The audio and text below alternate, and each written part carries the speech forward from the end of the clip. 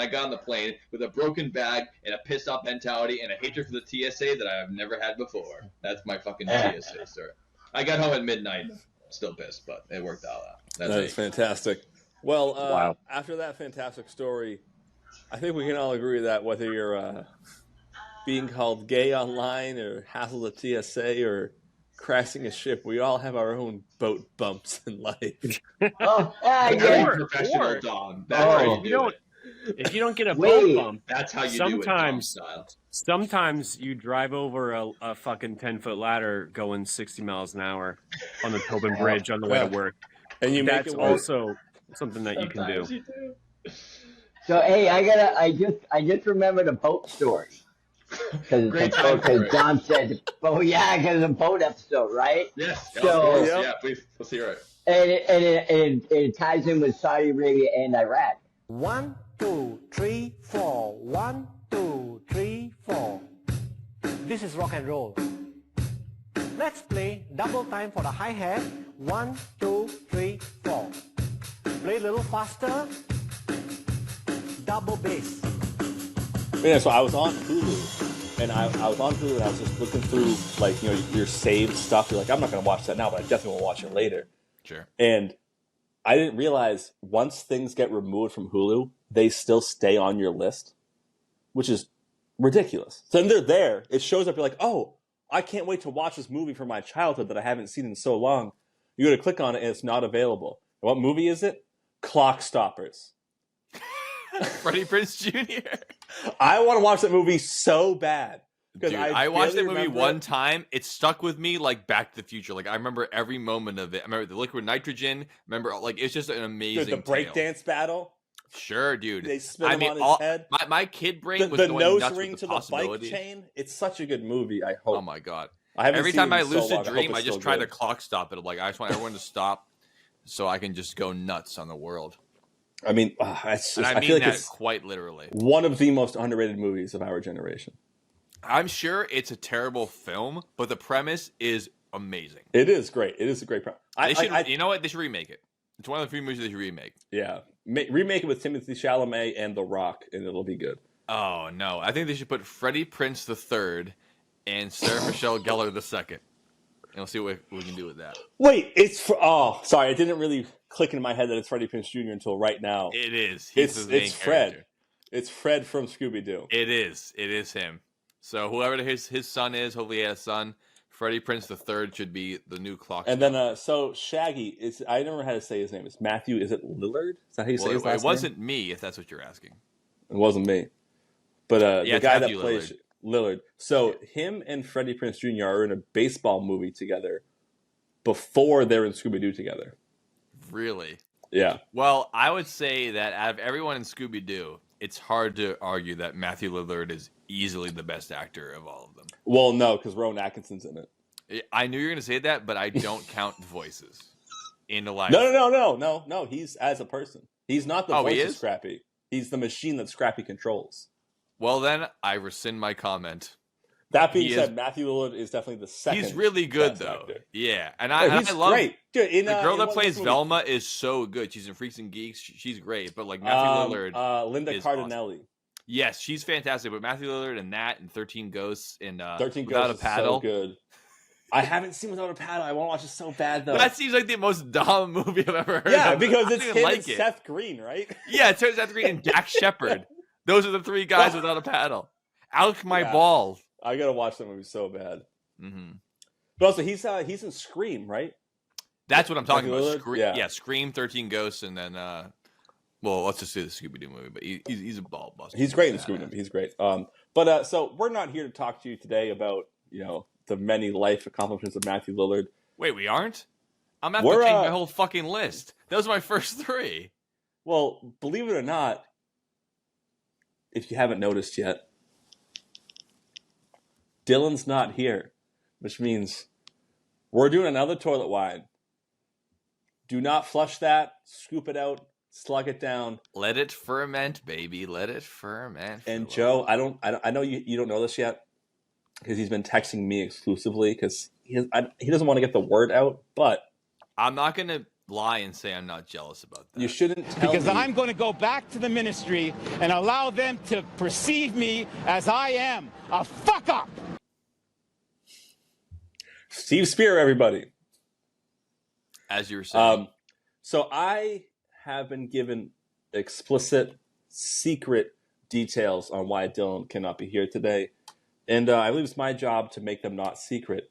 Basically, Dylan is in an undisclosed location working with several professionals to help unearth Saddam Hussein's Rolls Royce. I don't know how long it'll take to get this mission done. That. Because, not only do you want to unearth it, there might be evidence to more terrible things he's done, but also it's a Rolls Royce. You need to be careful. You don't want to scratch the paint or anything. Sure. Because then it's not worth as much. Because don't forget, archaeologists are after the money too. Oh yeah, it's just like a Middle Eastern despot also to buy a Rolls Royce as their car, because much more apt for the comparison in a little spider hole he was living in would be to buy a Spider. You know that sports car called like a Porsche Spider, or are you talking about the Fiat Spider? No, the Porsche one. I'm pretty sure. Now, which Porsche Spider? Because Spider a lot of times just means convertible. The one that I know about that's famous. Yeah, the super fast one, the hybrid, the 918 Spider. I would have to assume so. I can't that they made like 200 of them. Either that, or you're talking about, the Porsche Boxster Spider, which is like someone that makes $100,000 a year can afford a Porsche Boxster. I'm talking about a autocratic ruler of a Middle Eastern nation, so I'm not talking about that one now. You're right. You're talking about a Rolls Royce Silver Shadow. Exactly. And if you're going to be buried in a tunnel, you got to have some luxury with you. He probably slept in the car. It was fantastic. It comes with the butler. Yeah, when they dug up the hole he was in, they had to bash the windows out like U.S. cops. Like, get out of the fucking car! Get out of the fucking car! That's the only way they knew. That's the only way they knew how to secure anyone. They're like, we're just used to this, Wait, and it was good training for all those U.S. military members that went on in 5 years to become police officers with severe PTSD and foreign biases against people with different color skin than them. So it all worked out. What's that, sir? You found Saddam Hussein? He's just sitting in a tunnel? Should we give him a car to sit in first? We'll be much more efficient if he's in a car. We'll be there in 5 minutes. Until then, keep screaming, stop resisting, and keep hitting him in the face so he can't see. Sir! You have to let me do my job. Be reasonable with them. All right. But we're not here to talk about Saddam Hussein, believe it or not. We're here to talk about... The thing about a Rolls Royce, it's a big car, so much like a Cadillac Coupe de Ville or a Lincoln Continental. Or a Buick. They float like boats. We're talking about ship collisions. Boat bumps. You'll do little, that's like when you're on a party yacht. Just like, hey, you want to do some coke? You're like, a little boat bump? Yeah, let's do it, Bo. Don't mind if I do. Don't mind if I do. I miss Wallace. I'll go 40 fathoms deep. Yeah, I miss him too. I hope he comes back to us soon safely. I haven't heard. We pleaded and we begged to you people to give us any information about him. We appreciate that you're being honest about this, but we haven't received any messages, so we're just hoping. And I will admit, we're expecting the worst. The first 48, it's been well over 48. It's been a couple weeks, months. I don't know. I have dropped the ball a little bit. I did make up that missing poster, and I haven't printed out a single one yet. Really? I thought you would have printed those out by now. We'll put it up on the screen here. No, but I haven't seen it. I did make it though. And, Wallace. So if anyone listening to this, if you wouldn't mind screen grabbing that and printing it for yourself, I really appreciate it. Obviously, we're not. We have no. Benefit out of you doing it for us, but for Wallace's sake, we would really appreciate it. Think of the entertainment value of having that man back in our life. The sheer value, the street value of that. Also, I don't know if you noticed, we don't get any sponsors, but he has connections. He gets the sponsors. Yeah, so we're really losing a lot of money here. Yeah. I mean, do you have any idea how hard it was? We miss him because of his personality, but we also miss the paycheck. Without his money, it was so hard to get this 5-way adapter that we need for episode 100 coming soon. Exactly. That without our Four Roses money coming in, we can never afford that kind of thing. Yeah. But we're not here to talk about Wallace as much as I want to talk about Wallace. I miss him so much. No, we're talking about boat bumps. Ship collisions. Well, Joe, do you want to take the first one? Sure. I don't Anchors mind if away. I do. That's my Wallace impression. I like to try to talk like him. I can't really do I mean, it. you're all right. You're not. You're, I you're can't good. really do it like he does. You're definitely the best out of all of us, but you're not Wallace though. Oh, thank you. All right, let's start our first boat bump here, and it is the most recent boat bump, which is when you first brought up this topic to me. Is the first thing I thought of, which is luckily I'll give myself more homework in the future. We're definitely playing the video for this one because out of all the boat bumps I have, this one has the most footage taken of it, and this is in 2019, not that long ago. Oh. Was that Tom Brady throwing the Super Bowl trophy across boats? I wouldn't say stuff like that. This is a podcast. Oh, you're right, because he didn't leave the Patriots until 2020, and that's what caused COVID. Yes. So actually, now we're on the same page. Yeah. So it actually is the collision of the MSC Opera. It happened in Venice, Italy. In 2019, a cruise ship suffered engine failure, so they say, and it failed to dock. And as it failed to dock, it didn't just fuck up the landing. It just kept on pushing. And the amount of weight of that thing colliding with the dock, it kept rolling straight into the dock and subsequently into the streets bordering the Venice Pier. So it was people were running from it. It just kept going. It was like it's a real Speed 2 scenario. Yeah, cruise control.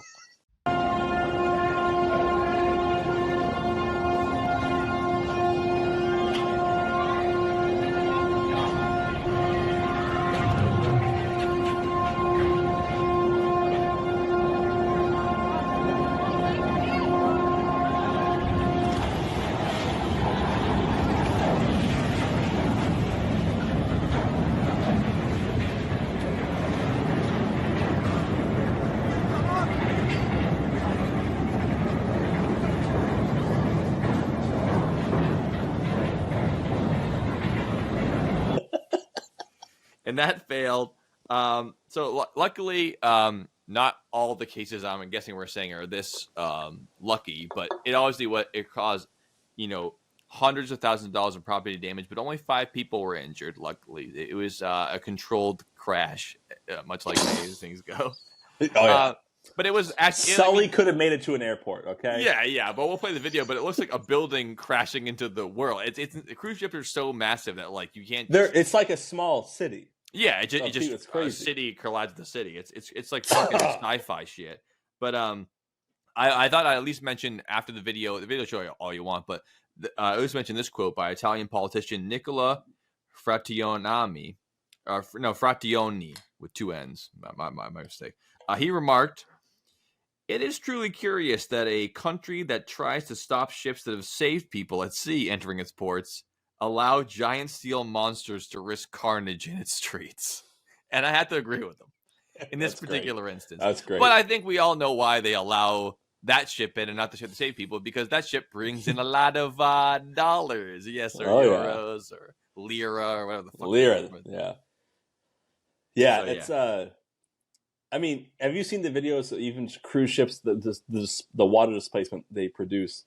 Even just coming into dock, sometimes the water moving will break docks away or concrete walkways. Just the amount of mass and volume you're bringing in there. It really is. Because they bring them into ports that let regular people out, but they have cargo ship level mass. And they just for cruise ships. Yeah, it's a weird, cargo ships would never go there, but their cruise ships we're pulling in there, walk out in the street. It's you're bringing the same amount of fucking weight and volume there, just pushing the shit over. It's crazy. Yeah, I mean, you might be raising the water level by 10 feet.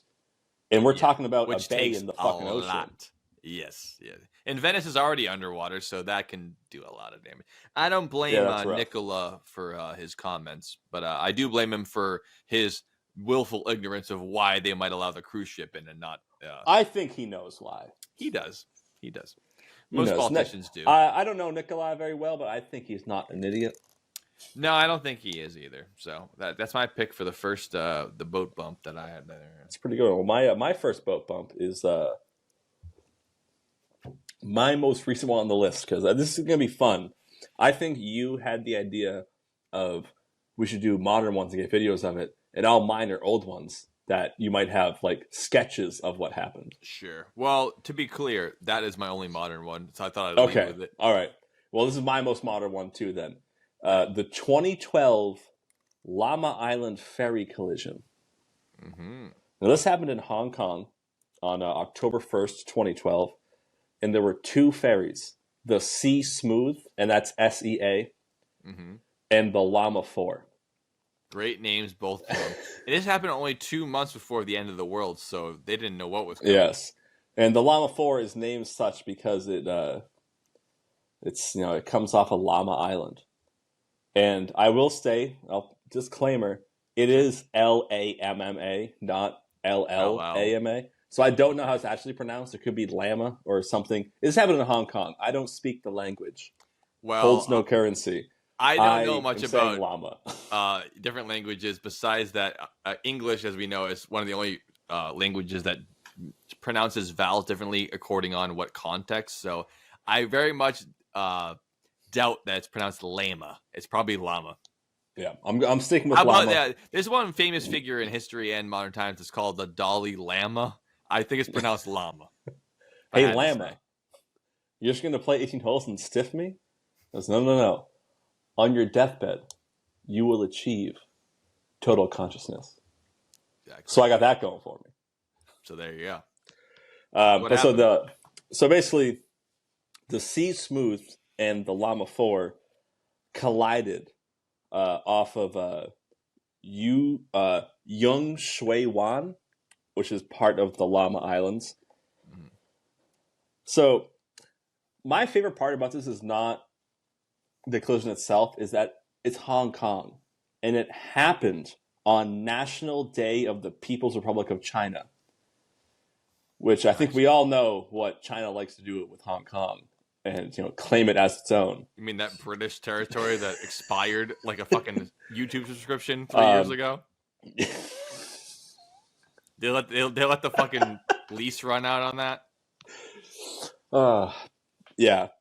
Basically, what happened is the Sea Smooth, the captain of that ferry, just was dumb and basically just drove into the Llama 4 and broke the Llama 4 open to the point where there's the way it's worded is two, in quotes, watertight compartments ruptured. Count them, 2 marshmallows filled with water so fast that it capsized the boat, flinging 100 passengers into the water.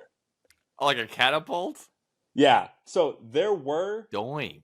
ample life preservers on the ship, but 100 out of the 117 people on the ship could not get to them before it flipped them out of the boat. I mean, it doesn't do you much good when you're already in the water. Yeah. So 39 people died. 92 were injured. Fuck. And it was just a terrible day for Hong Kong and therefore the world. Well done. That's crazy. So that's my first on the list. The 2012 Llama Island ferry collision. Wow. What the F? Talk about a boat bump. Hey, man. I don't mind if I do. Hey, man. Nice shot. Hey, man. Look at my life. Filter. I'm a lot like you were. There you go. So I'll do my next one. Now, arguably, I did make sure the rest of them were bumps, but this one is a suspected bump, but also could have been nothing. But it was such an interesting story that I couldn't resist. I could not resist. Oh, story of my life. And I brought up, this is a very tumultuous time in world history. Therefore, you say tamale? Tumultuous.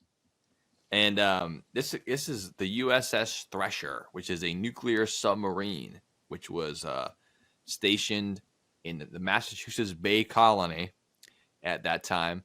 They were doing a deep diving mission, which, if you remember, the year 1963 is the same year as the Cuban Missile Crisis. So they were definitely trying to see if they could get to Russia without anyone noticing. This is the test they were doing. And it was off the coast of Cape Cod. They were doing deep diving tests. And unfortunately, the last dive they did, they didn't know what happened with that. So the thing about submarines is that they're amazing, creations of human ingenuity. But radio waves and transmissions, they work very well in outer space because there's no matter between you and them, or very little, and only. Yeah, it doesn't even matter. Yeah, exactly. It doesn't. Nothing else matters. There's nothing really between you, and even radiation disrupting it isn't that much. But the leagues and leagues, as we know about how many leagues there are in the ocean, the Extraordinary Gentlemen, League of Their Own, and the League fathoms, of Legends, exactly, and the knots involved. If you get under about 200 feet of water, radio transmissions become very difficult, even just that deep. So you're going to a nuclear submarine. They operate in isolation. So when they were doing deep diving tests off of the coast of Cape Cod, they had no way to report what was going on, any emergency signals. When you're down there, you're on your own. You're your own island. So unfortunately, this nuclear submarine, which I didn't look up the cost of it, but I imagine it's millions and millions and millions of dollars. Then, during the Cold War, and also 100 American lives on board never returned. Not only sinking the submarine and taking those lives off of the mortal coil that we all live in, but also leaving its nuclear reactor in the ocean. In the ocean. And that's where it is. And there's no way to get it. And if I know anything about half-lives, it's still radioactive to this day. For a long time. Usually, on average, 10,000 years. So it'll still be here for a while. Anything that's actively radioactive? Yes. Yeah, well, that is the definition of radioactive. If it wasn't actively radioactive, it wouldn't be radioactive. This is true. But I also think that any fish that were going in there are going the way of the Mirelurks and the Death Claws. They're about to get fucking superpowers. Oh, yeah. Fast. I mean, submarines are so fucking scary.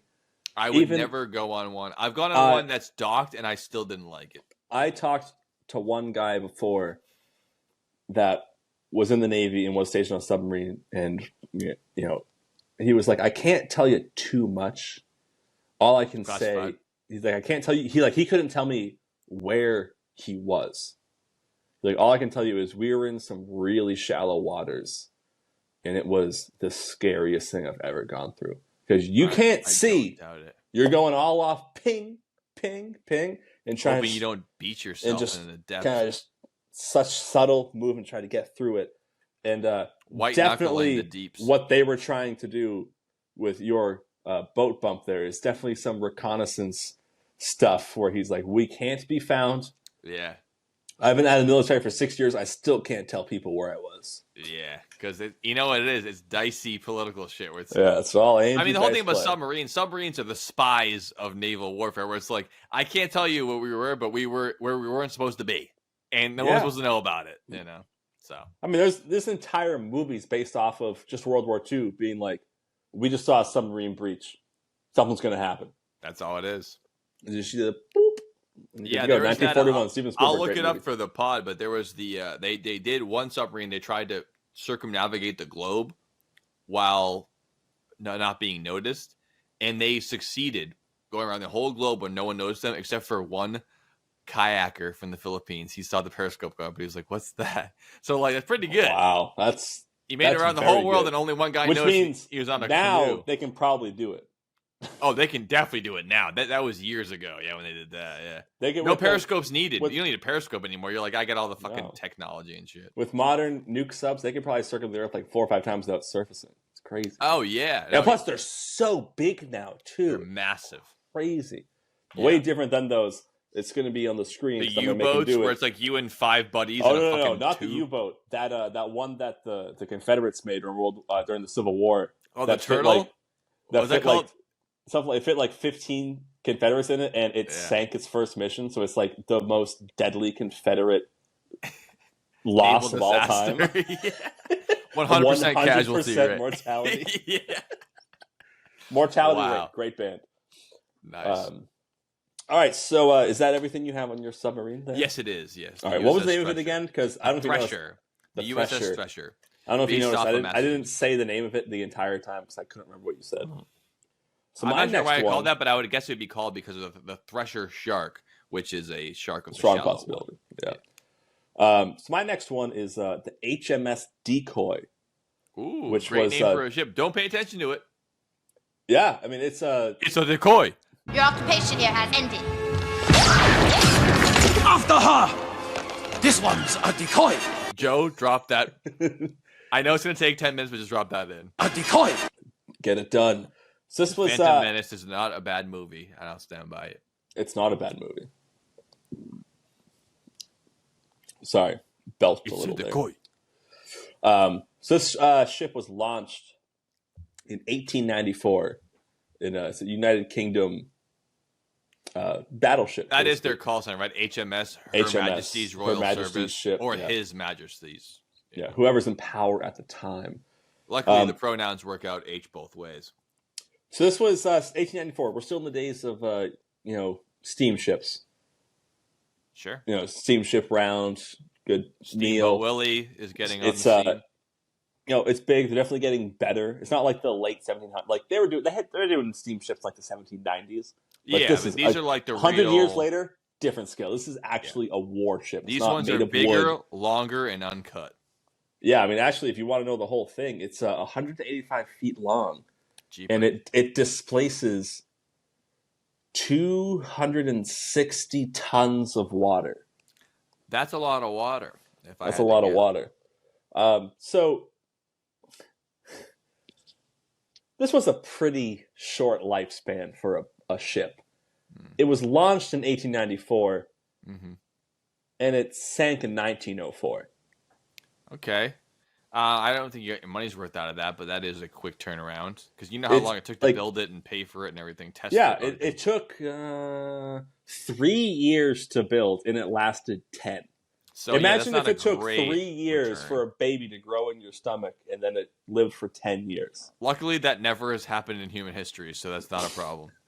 But I love the way that this thing sank.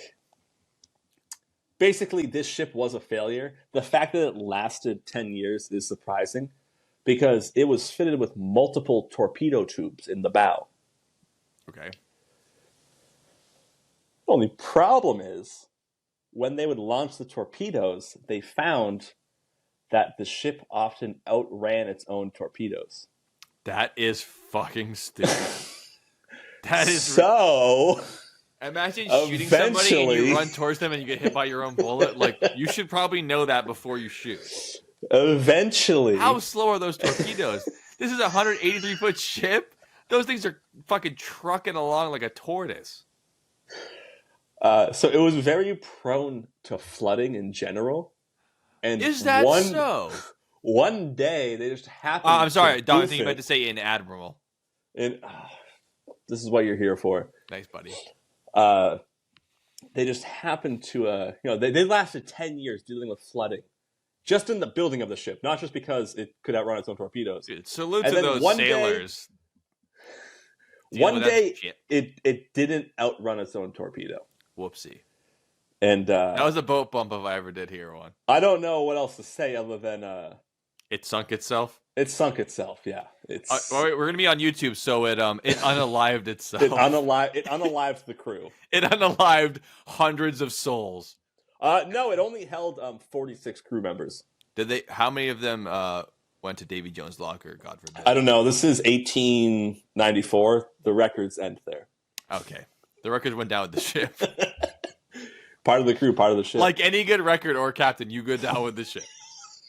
We'll talk Maybe about some millionaires will find you in the future going down on a submarine with a PlayStation controller and they can tell you what actually fucking happened. Yeah, maybe we'll end up talking about a ship later on that something happened in Italy and the captain got off and they're like, you need to get back on there. And he's like, fuck no, that thing's going down. Spoiler alerts. Hey, that's what you call a teaser, not a spoiler. The next side of this break, folks, get your fucking sea legs ready, drop the anchor, and get ready for the next boat bumps because we're only going up from here, or should I say, down to the depths. On the other side of the break, on Toilet Wine, we're talking about the best ship collisions you ever did hear of. Stay tuned, folks. You motherfuckers. Don't you go changing. Love you. Sailing takes me away to where Hey, brother man. Hey, working hard or hardly working. Here in the year 2025, in the long-term Reagan administration, we all should pull our own weight. Shouldn't we? Or don't you want to? You don't want to work that hard? That's your problem, not mine, brother. Hey, man, I'm just joking around with you. But seriously, though, are you down with the cause? You should join the union. The union is becoming digital. It's a digital federal credit union. We're gonna call it DCU. Hey, drop the F. I don't mind doing it. Welcome back to Toilet Wine. God damn it, I already fucked it up. But you know what? Everything stays in, so let's try that again. A fine addition to my collection. It all stays in. Welcome back to Toilet Wine, the show where everything is made up and the points don't matter. We're talking about ship collisions today, also known as boat bumps. And we have a very rare occurrence for anything related to the Dylan Joe podcast. An in-episode correction. I will admit, on my last ship, the HMS Decoy. This one's a decoy. A decoy. I did not fully look at my notes, and I thought I remembered what had happened to the ship, and I was wrong. The HMS Decoy did not get hit by its own torpedo, even though it had the full ability to do so. In this particular instance, that was not the case. It actually collided with another British destroyer called the Arun, I don't know, off the coast of the Scilly Islands.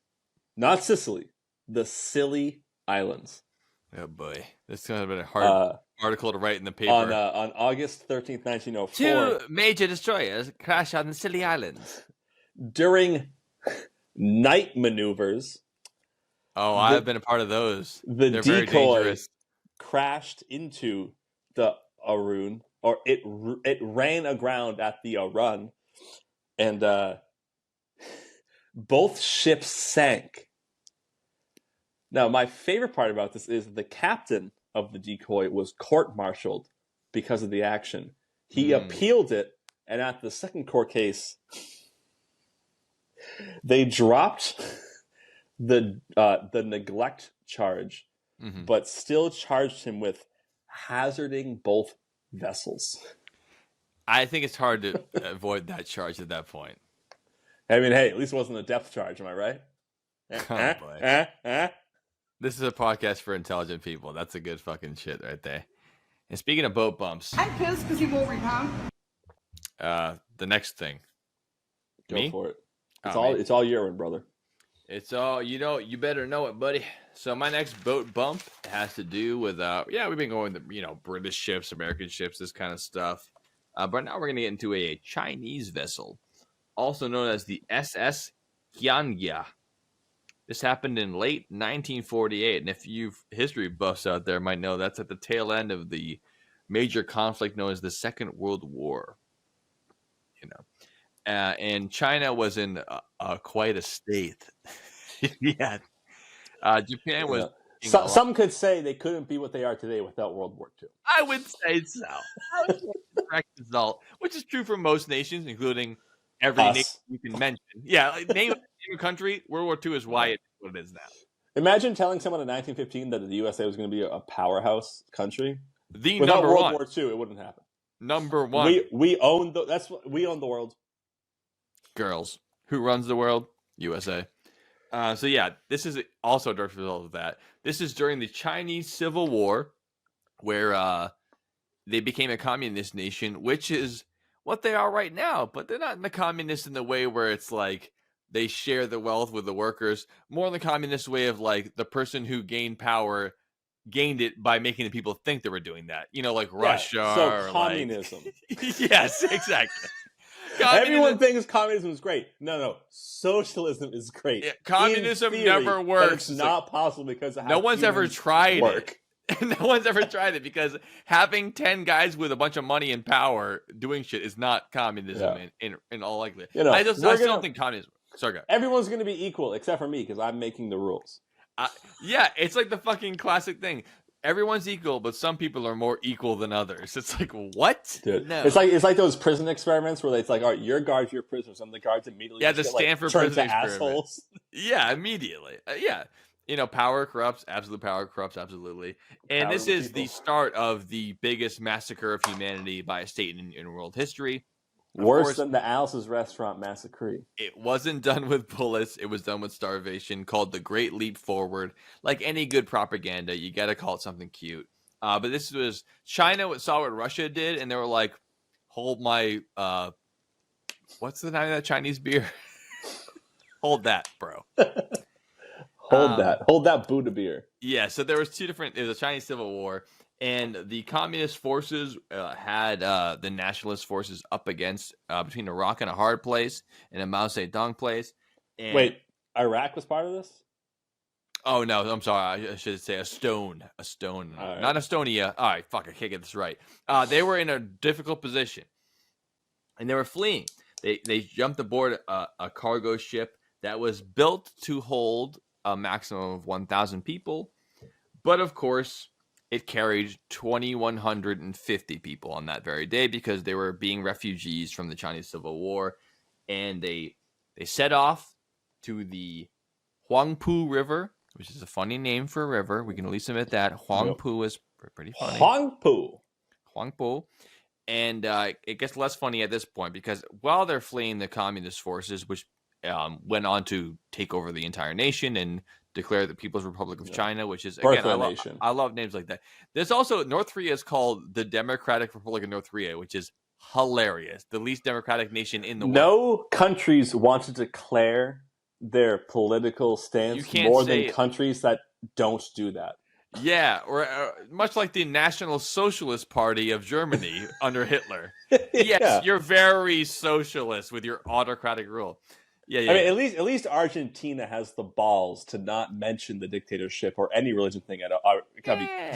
Politic thing at all. There's like, we're Argentina. But no one ever goes the iron fist of Argentina, the autocratic, complete meltdown of the nation of, Venezuela. Right. No one ever calls it the fucking oppression of the people of Colombia. They always call it like the democratic people are the champions of the Congo. Everyone's doing fine of the Congo. They always call it like this. Fine. Not the. Though we have more money than you, Emirates.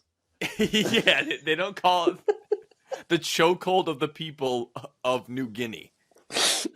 But that's what it should be called. So anyways, before they were the People's Republic of China, they were China after World War II, which they suffered their losses. It's a weird name for a country. The ship hits the Huangpu River, carrying more than twice the amount of people that it's built to have. And if I didn't even mean to set this up like this, but the entire history of China at that point is built on World War II. And once you know it, that day was too, because that particular ship hit a mine that was planted during World War II, and the ship fucking exploded. Over 1,000 people died in the resulting explosion and sinking of the ship. Luckily, some people did swim to safety because it was a river, wasn't in the ocean. But then again, the SS Gyeonggi suffered from the sins of their ancestors, and that big boat bump, which did not help the refugees whatsoever. It was not good. That's unfortunate. I would say it is. But it ain't me. It ain't me. Vietnam is not going to happen yet. And it's not about communism. Yeah. And we're going to win that war. So my next ship is, I'm sticking with the British ships for now. Sure, this is HMS, if you don't mind. I'm just going to, I'm repeating history. I didn't write any of these words. I'm trying my best to just say them the way they're pronounced. Those who do not remember history are doomed to repeat. This is from 1916, the HMS Negro. And is it spelled Kneegrow, or is it the way we think it is? So it is Negro. And before I get into what this you already know, they're like, what? We named the ship after him. It's like, that's not, no. Before I get into what happened to this ship, I just want to mention that this was the second ship named Negro in the British fleet. The first one was in 1813, which was renamed the Negro because it was originally called the Niger. Oh, named after the country. Yes. Oh, good. Oh, boy. Really dancing with the devil on this one. But the HMS Negro was It would help if it was a Spanish ship and not a British ship. Yeah, no, it was a really... British ship. It was a British ship built for World War One because okay. they were losing ships, and they're like, "Well, we need to build ships fast." It's the HMS we should have known better. The HMS disposable income. The HMS we abolished this before America did. Yeah, we called dibs on not being assholes. Meanwhile, India's still firmly under our. No. We paid for the ship to be built. It's okay. We paid for it. It's fine. This is the time of think about America during World War II. Ford, Chrysler, Dodge. They're not making cars. They're making airplanes and tanks. This is World War One. England. They're like, we need to pump out battleships. This is a new world of naval warfare. We need to pump these things out. And even at that time, the UK was still famous for being the most dominant naval fleet in the world until that time. That was when this ended for them. Well, I think it's the only way that an island nation can conquer the whole world is having good ships. Yeah, I mean, they white. did have. Yeah, well, that helps. So I think this might have, for the time, culturally, applied to the downfall of the British Navy, because the HMS Negro, it sunk. Well, you know that the same year it was launched. It was launched in March of 1916. Can you think of a joke I might say about a ship called that and its seaworthiness? That's all I'll say. So this ship was launched in March of 1916. I built this grand castle in the Great Woods of California. It's called the McMansion Burns a Lot. What might happen? This ship was launched in March of 1916. Okay. I'm sorry for that one. And it sank in December of the same year. That's not a great. A lot of effort went into building that thing. A lot of money. Go ahead, Joe. Joe, ask me why. Ask me why the HMS Negro sank. Why did that particular ship sink? Well, it collided with the HMS Hoste, don't know how it's pronounced, Hoste. Hoste! In the North Sea. And, so, ships that usually, whether they're transporting people or not, there's always the storage areas. They're always carrying stuff with them because it's a great way to move stuff around. You're already moving. Well, when this particular ship collided with the other ship, and it breached the hull, it just so happens it breached the section of the hull where they were storing depth charges. Uh-oh, hot dog. And both ships blew to submarines.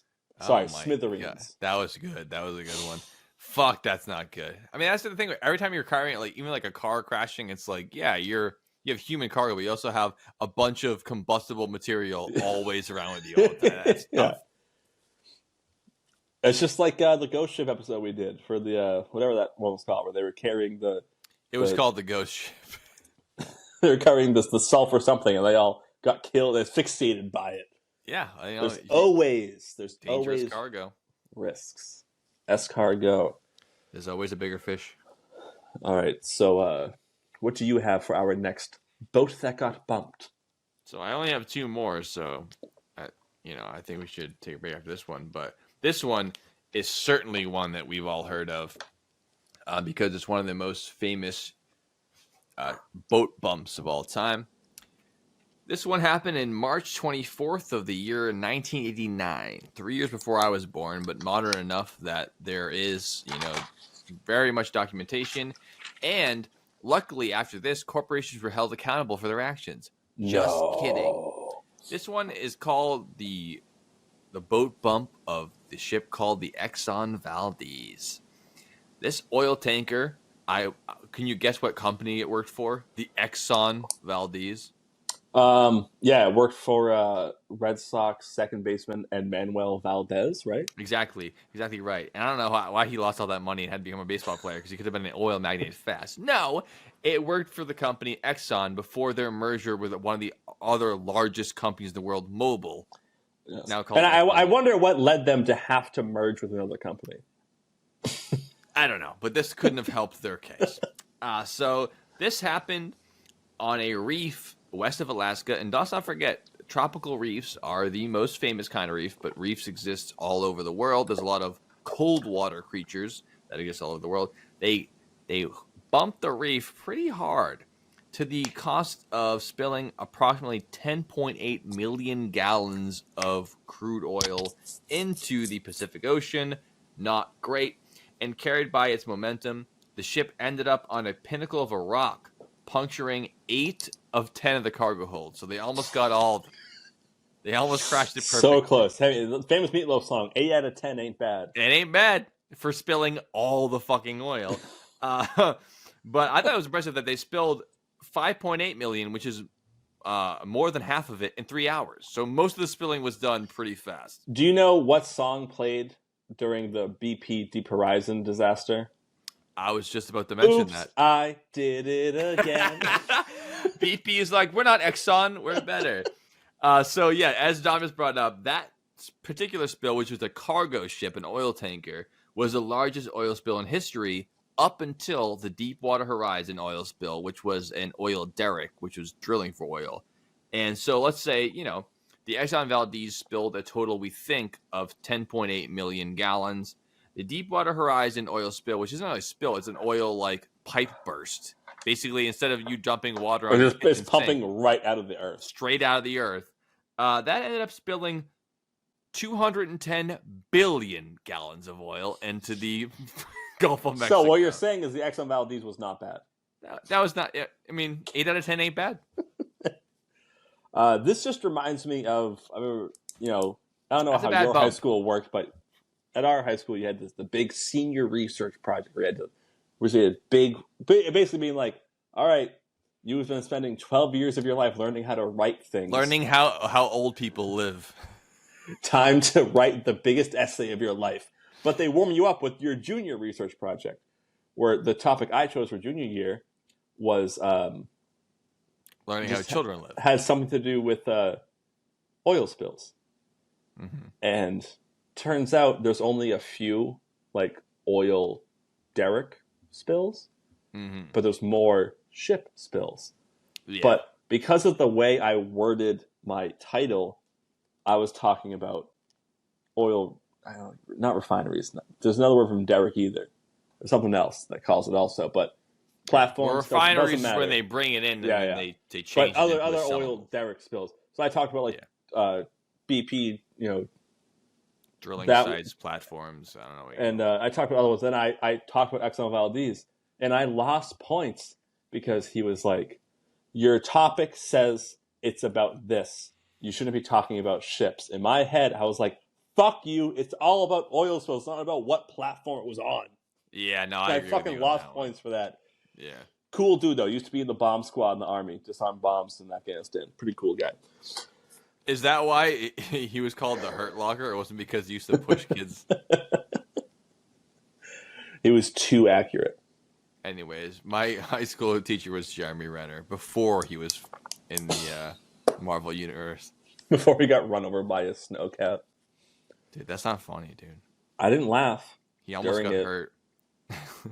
No, he got very hurt. He's the most superhuman out of all the actors that play. His character is the least superhuman, but in real life, he suffered is the most injuries. Yeah.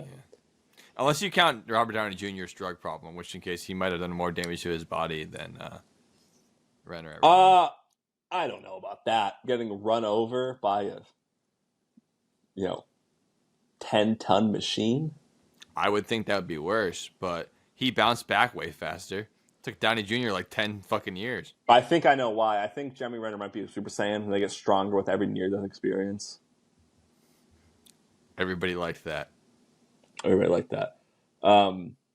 like I hijacked your segment. Are you still talking about your No, I was Valdez? Done. All right. Yeah, I was just saying that the Exxon Valdez was like a classic environmental disaster. Dawn commercials had it's so funny seeing the commercial. Like, you use the soap to clean the ducts. Like, literally, not only the soap, but the bottle of soap's made out of is made with petroleum. Like, you use this to clean it. It's like, yeah, oil is the thing. But okay, thanks.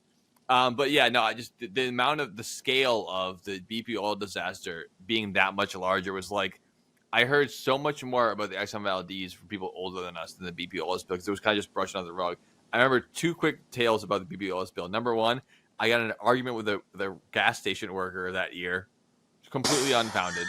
You argue with someone for no reason? I do not believe it. Hey, there was a reason for me. There was no reason for them. That was not their fault. But I started arguing with the guy. I was like, oh, great, this and that. I was yelling about the thing. And he didn't know what I was talking about. I was like, you don't know what I'm saying? He's like, what are you talking about? I'm like, the fucking giant oil spill is going on right now for this company. And he's like, what are you talking about? I like to think that he knew, but he was kind of avoiding the conversation. But he has some minimum wage job and doesn't care about your bullshit. But actually, he had never heard about the company he works for making one of the biggest environmental disasters in world history, that's what I can't forgive. I can forgive him for being mad at me because it's not his fault for any of that shit, but not even knowing about it. I mean, you never heard about your company you work for doing that? It just happened this week. He had what? What happened? I thought it happened in like 2009. It didn't happen this week. The week that it happened, I talked to the fucking guy. And it lasted more than a week, by the way. It lasted like a fucking half a month. It was a while. Yeah. But my other thing was that for that Halloween, I dressed up as a BP oil man. Oh, I remember that. And I not only did that when I was at UMass, I did it at the Laser Zone Crypto Party. Crypto show. And you won the first prize. Yeah, and then Shay dressed up as Jeff. Yes, which she should have won first prize for that. It's a popularity contest. Yeah, I was very much into activism costumes because the year before I dressed up as the 1%. Wait, how did you do that? I wore a full suit and tie, and I bought giant stacks of fake dollars, and I was burning them and passing them out to people the whole night. It was, I'm saying it was douchey, but it was pretty funny. good. That's pretty good. People did like both costumes. You need the props for that to work. Yes, and for the oil thing, you need props too. But it was funny because both costumes, most people got it, and I thought it was funny. But some people were like, I was the BP oil. They were like, "Fuck you." I'm like, "You think I like it? I'm dressed up as it because I don't like it, and I think it's ridiculous." And they're like, "No, that's not. You shouldn't like that. Like, you think I like the oil spill? That's all right. That is crazy. I don't like it. That's why I'm dressed as it. That's kind of like on the aspect of like you really have to go full in and own the costume for it to work. Yes. Like that year I was Bob Vance, and it only worked for the 30 seconds where I walked in and shook every single person saying Bob Vance refrigeration. Then after that I just took the jacket off and I was like, my costume's done. I did it. I did the thing. But that can be just as good. That is great. I'll take another break before we go to our last one. I think we're going to take one more break. And then I don't know what else to say except for batten down the hatches for the next part of Toilet One. This time I'm telling you, we are never, ever, ever getting back together. We are never. Hard day's work, going to a hard day's pay. Hey man, spending your money frivolously is lame. Let's be real. I mean, in the far future of the year 2525, it's basically the 80s over here. The math checks out if you think about it. And the math checks out this way. The more you invest into the union, the more you get. Picture it this way. This is the union. And in this hand is you. You take all your money and you put it in the union. And then you hope one day you get it back. But if you think about it, glass doesn't really degrade over time. So hopefully someone smashes it and it spills on your face. But the main thing is, this is helping you when you put all your money in someone else's pocket. That's going to be good for you later. That's how we got here. Never change who you are and never stop investing in other people. That's the union. The digital credit union. For you. That's for you like it. Getting back together like So basically what I'm saying is that when I answer. I don't dig that. All right. I mean, I'm not saying you're killing me or unaliving me. Sorry, by doing that, but I would appreciate a response. Ship is saying, shit is sad. Welcome back to your favorite podcast, Alternative Toilet Wine. We're back on Toilet Wine with Dom and Joe, and we're talking about boat bumps. You better watch out. You better not cry. You better bail out that water. I'm telling you why. Because Davy Jones is coming to town, and he ain't fucking taking any prisoners. He wants you hanging out with him 40 fathoms deep. Dead men tell no tales. They you shiver my timbers, shiver my sails. I couldn't be more in agreement with you on this one. And now we're going to talk about our last stories of the ships that went down hard by bumping somebody too hard. And we're going to have a little extra guest appearance on here to give their 2 cents or their 2 shillings or their 2 knots or whatever you want to hear for ships. Dom, where do we go from here? Well, I'm going to talk about something that is mildly near and dear to us. Mildly near and dear is one of those new phrases. It's like never been Googled before. This is mildly near and dear to me. just mildly, though. Yeah. It's mildly near and dear to my heart. What I'm about to say is severely near and dear to my heart. This is a mediocre miracle. Okay. That's new, but I'll take it. Funny. He is funny. R.I.P. Richard Lewis. That's one of his scenes in Robin Hood Men in Tights as Prince John. R.I.P. Richard. But I'm talking about something that's mildly near and dear to our heart, simply because of its name, the SS Narragansett. Woo! There you go. Rhode Island legend. Now, the SS Narragansett, it was a passenger ship. It was a paddle steamer that operated on the Stonington line. And that's a real thing? Yes. I'm not making this up. Stonington. So, this was a ferry, more or less, that could hold 300 passengers. And it kind of, I probably shouldn't say sailed out, it operated outside of the North River Pier. I think using ship language, it's okay to say it set sail, even though it's sail. It's kind of like how driving didn't come from a car; it came from driving horses, like causing them to move. Drive. That's the mission in Red Dead 2. You're going to get the white cougar. He says drive a lot. Yeah, when they talk about slave drivers, they're not talking about people operating a motor vehicle. Yeah. So basically, the SS Narragansett was part of the Stonington line of ships, but one of the ships was also the SS Stonington from Long Island. Stonington. Oh, from Strong Island. So, basically, as it happens, there's a bottle of red. So it be told, the SS Narragansett left out of the North River Pier at St. J, New York, around 5 p.m. Okay. Honestly, please be honest with us. I do not have a date, and I kind of wish I did. It was in 1880, but I don't see any actual month or anything. That's a little annoying. All right, well, I appreciate you putting us in the time. But 1880. And left around 5 p.m., skirting along. And as nighttime comes by, a really, really heavy fog comes into play where you really can't see much at all. It's 11:30 at night in 1880. For the fog. Bringing a 300-passenger ferry through the Connecticut River. And what do you know? It collides with the SS Stonington. Oof. Now, the Stonington was damaged, but it was able to go back to port. There were 0 casualties. Every time I come, I produce a quart. Now, the Narragansett. Not as steady. It had a, quote, huge gash in the side of her hull. Caught fire. She had a huge gash? Let the lady have some dignity in this. Good Lord, she's already been through enough, hasn't she? Talk about how big her gash she's got a huge gash, and then she caught God. fire and burned rapidly, Most of the passengers were asleep in their rooms at the time and could not escape.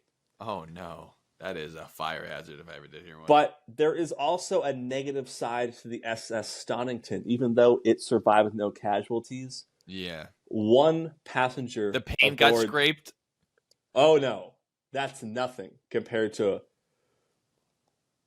Imagine if, like, Hitler survived 9/11. Why would you need to bring both those things up in one sentence? One of the passengers on the Stonington, which was unscathed because there were no injuries, was one Charles J. Guiteau, who just 1 year later assassinated President James A. Garfield. Oh my gosh. So if he was on the Narragansett, he would have died, and we would have had one less presidential assassination in our country's history. If my grandmother had wheels, she'd be a bike. You know what? This is actually a little bit like a British carbonara. That's crazy. So a future assassin completely survived the incident, and then hundreds of poor ferry goers were burned to death. I mean, a fire on a ship, it is one of those, like, between a rock and a hard place situations where it's like, you're on fire, surrounded by water, but either way, you're gonna die. That's scary shit, man. Also, I just learned one little scary tidbit. Ferry. The price is wrong, bitch. I just learned one little more fun fact about I shouldn't say fun. One other fact about the SS Narragansett. One of the passengers on the Narragansett was John Riley, a professional baseball player who played for the no longer existing Cincinnati Stars. Major League Baseball team. I'm the DH for the Cincinnati Stars. It's for your wine. It's me, John Riley. It's me, John Riley. It's the Cincinnati Stars.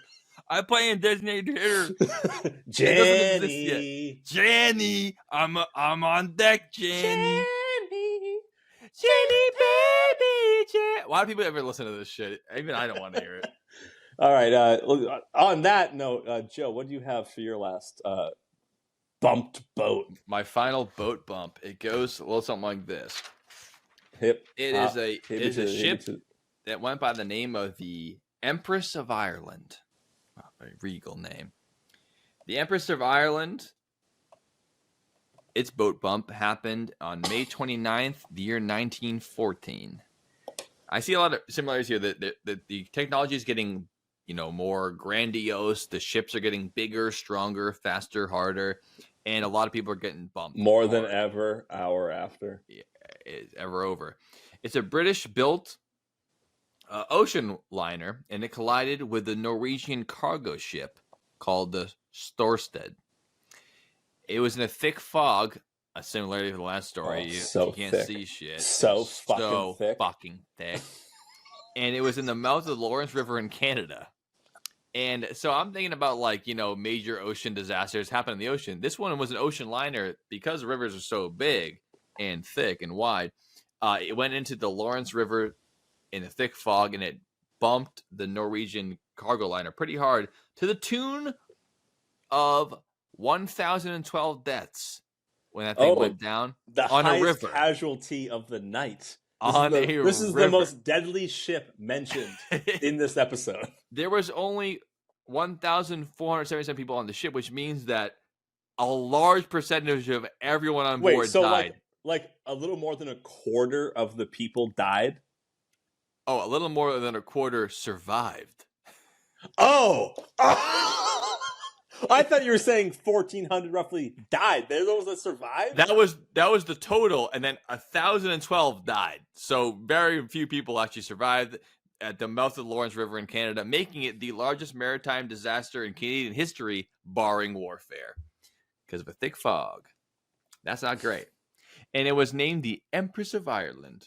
Very aptly named, because Ireland's never had an emperor nor a king, but yet that's the name of the game. So those poor folks went down in Canada. Sugar, a we're ship going named down after swimming. Ireland, built in Britain, crashed by a Norwegian in Canada to the tune of over 1,000 souls. Not great. And that thick fog is, definitely not fantastic. It's not great for seafaring folks. There's something about, older time ships There's something about sonar that makes not sea being travel able a lot to easier. see at all causes issues. Yeah, you need extra instruments. Well, it says we're going north. We're going the right way. What about other ships? We're not going to see any other ships. Bam! I mean, it's the same thing of like flight now, where you just fly in straight clouds. Where it's like because of the modern times, you can fly like that, but ships were around for a lot longer than planes, and the technology did not catch up until absolutely slammed into each other.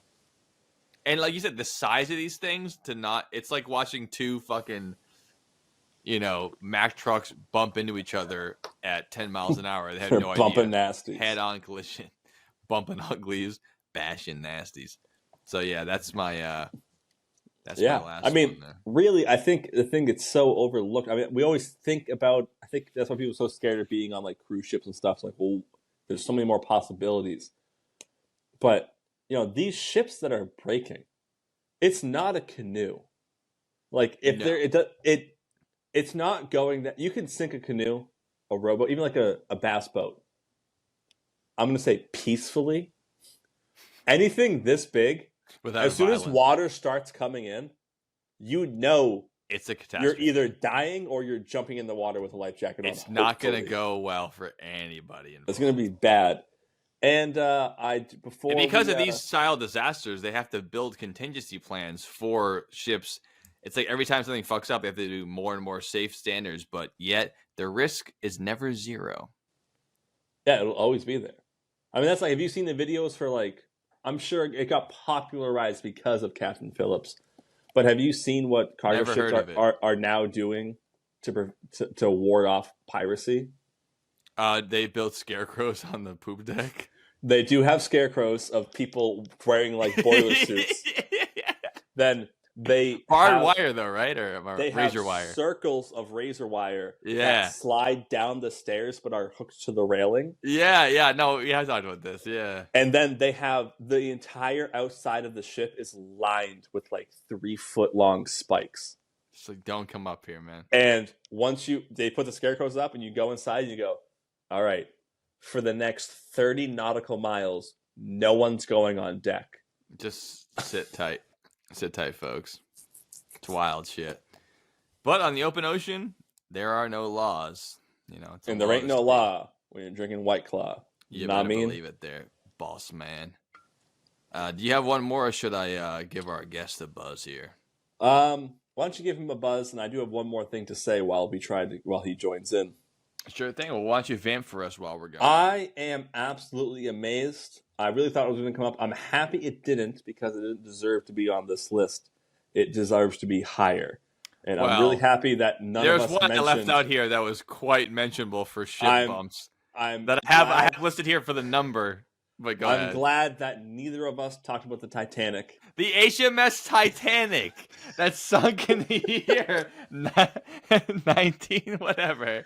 Because we really should do a whole episode just on that. Yes, of course. But 1,517 lives, which makes it a bigger tragedy than the Empress. Yeah. But that was in the open ocean. 1912, by the way. Some lives outweigh April 14th, 1912. We lost Kathy Bates and Leonardo DiCaprio because of that fucking movie. What a tragedy. But yeah, obviously my number one thing was the HMS Titanic. I'm like, that has to be mentioned. But that being an open ocean collision, and obviously one of the most famous disasters in human history, it's just not as unique as all the stories we told today. So yeah, we'll do an episode on the Titanic, I'm sure, someday. I feel like we have already. I feel like I've talked about the Titanic on this podcast for like a half an hour before. We definitely have. I don't think we've done a standalone episode. No. But so every collision we talk about tonight, they were all ship to ship, right? Every single one? Except for the Exxon Valdez hit a reef. Oh, yeah, that's true.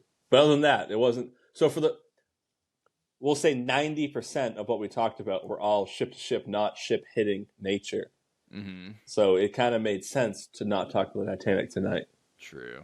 But we had to at least mention it, though. Honorable mention, the most famous ship disaster of all time. Totally. So yeah, I want to see the movie about the Empress of Ireland. I want to see that film. See if we can get some sexy actors and actresses on that. Some Brazilian dance fighting. Sure, capoeira. That's good stuff. I would love to see the story of the HMS Decoy. that can't outrun its own torpedoes, but dies from crashing into a ship carrying depth charges. Just even that description being like it can't. Or so torpedoes, like, shouldn't the engineers have known that before it even started? Like, that's the kind of mistakes that people just can't be allowed to make now. Yeah, it's terrible. It's just how many torpedo tubes do you want? All right, we can do that. Are they going to work? We have them in there. Yeah, but do they work? You asked for them; they're there. Go out and try it. We had you didn't say they have to actually work. You said they have to be on the ship. You didn't say you also asked for fuzzy dice hanging from the periscope. We can't take everything you want seriously. Yeah, there's considerations to be made. You know, this is Sparta. Oh man. But yeah, I mean, what kind of ship can you build? Imagine a pirate ship. You're like, yeah, sometimes you shoot the cannons, they hit you, but that's, risk we're willing to take. It's like, no, we're not. We're in the open ocean. Not. Yeah, it's fucking. We're all. Torpedoes are nuts though, because they're like the slowest rockets of all time. Because like rockets are like fuel exploding out of the back of it, sending it at the speed of sound across. But torpedoes are just like little tiny boats with little fucking propellers. Like, here we go. Bam. Hope it hits them. The actual statistic on World War II torpedoes is insane. If that was any other technology, they would throw it out. It's like torpedoes launched during World War II hit 10% of their targets. Like almost every torpedo launch never hit anything. Like, we think we have them. Even when they're lined up. It's high tide. Sometimes they would just conk out. Sometimes they would just go sideways. It was like the worst technology for hitting people. But underwater shit, it's just tough to deal with. I mean, even just above water stuff. Think about to get really into it, there's that the Greek fire that no one knows how to make. That apparently made flamethrowers. I would do a whole pod just on Greek fire. All the stories with that shit. That stuff would be great. Then you have cannons on your ships. You can shoot side to side. They were doing that. Then they started developing, well, we should put some small cannons on the front of the ship also. When you're heading towards stuff. Yeah. And then that changed more. And then as that changed, they were like, well, now we need better armor because they can hit us while we're not lined up perfectly. It's the definition of an arms race. Yeah. And then eventually you're shooting torpedoes because you're like, I don't care if it works. I just need them on here because I feel like this is what we need. Mm-hmm. And it didn't kill you, but it did not help you at all. Did not help you. Yeah, no, dude, Greek fire lasted so long. It was such a heavily guarded secret.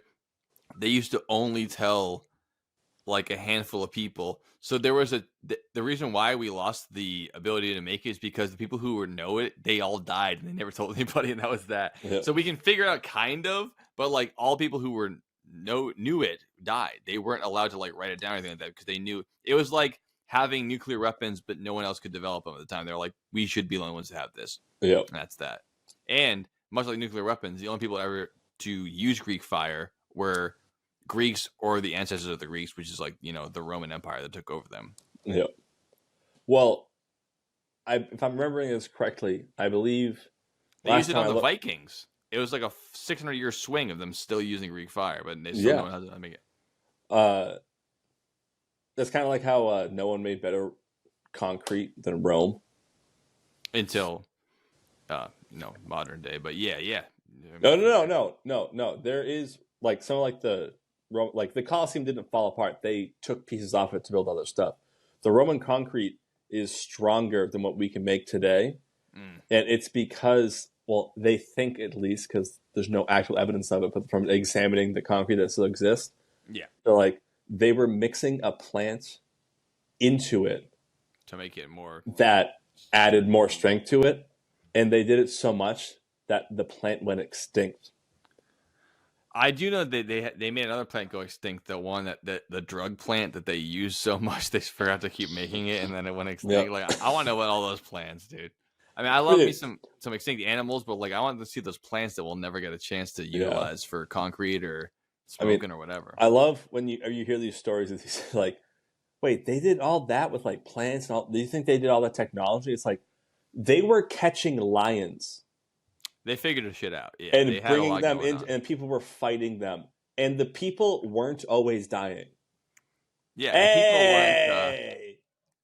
Hey, what's going on? As Struble Cabrera Yeah. Last Cleveland Indian.